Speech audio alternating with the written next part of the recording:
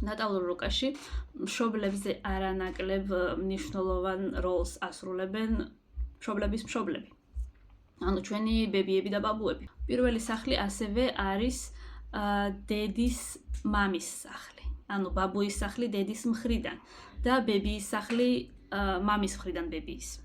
შესაბამისად, ნებისმიერი ადამიანი თავის თავში ატარებს გენეტიკურად, ანუ ხასიათს მსგავს ან თუნდაც ცხოვრების მიმართ დამოკიდებულებას, ანუ პირველი სახლის თემებს თვით რეალიზაციას, ნებისმიერი ადამიანი რაიმე მხრით ძალიან გავს დედის მამას, ბაბუას, დედის მხრიდან და ბებიას მამის მხრიდან.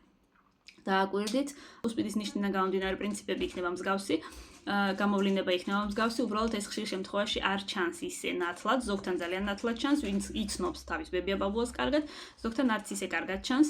თუ არის პრობლემა და კონფლიქტი მათ შორის, მით უმეტეს უფრო რთულად გამოჩნდება, მაგრამ მაინც გამოჩნდება, ანუ ესე ვთქვათ, შინაგანი კონფლიქტი ამ შემთხვევაში. რაც შეეხება მეშვიდე სახლს, მეშვიდე სახლი იგივენაირად პასუხს აგებს, ანუ სახლი არის ბებიის მამის მხრიდან და ბაბუის დედის მხრიდან.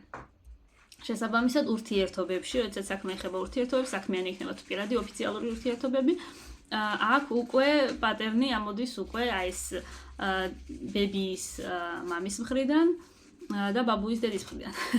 შესაბამისად, ურთიერთობებში ძალიან დაიმსგავსებით აი ამ ადამიანებს და იგივენაირად თქვენი პარტნიორებიც იქნებიან რაღაც მხრით მსგავსი ამ ადამიანებთან, მსგავსება იქნება. მსგავსება იქნება ურთიერთქმედებაში, მსგავსება იქნება თვითგამოხატვის პროცესში, ურთიერთობების პროცესში. შეგიძლიათ დააკვირდეთ, ნახოთ და ხშირ შემთხვევაში აი ამიტომ ხდება ნატალურ რუკაში რეალურად ადამიანის ცხოვრებაში ძალიან დიდი მნიშვნელობა აქვს ბებია ბაბუას, იმიტომ რომ რეალურად აი სახლის ამ კონკრეტული პირველი და მეშვიდე სახლის განვითარებაში ადამიანს ძალიან ეხმარებიან მშობლების მშობლები. და თუ ამ ყველაფერს გავაანალიზებთ, თუნდაც ზრდასრულობის ასაკში, ესეც დაგვეხმარება ჩვენ, ესე ვთქვათ, თვითგანვითარებისთვის.